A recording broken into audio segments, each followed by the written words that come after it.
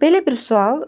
Salam doktor, mən rayonda yaşayıram. 30 həftəlik hamiləyəm. 3-cü keysəriyəm olacaq. Çapığım 3 millimetrdir. Neçənci həftəyə çatdıra bilərəm? Əməliyyatını istəyirəm, Bakıya gəlim.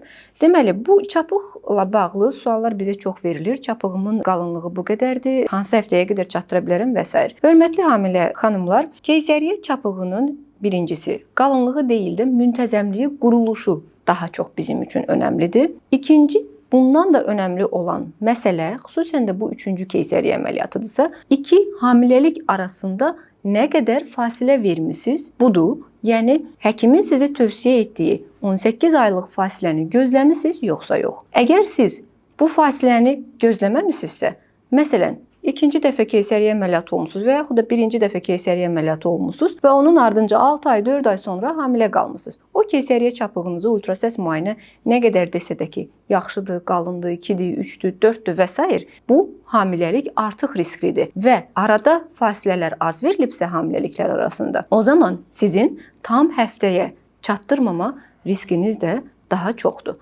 Ona görə əlbəttə ki, bu sualın cavabını sizi müayinə etmədən tam vermək mümkün deyil.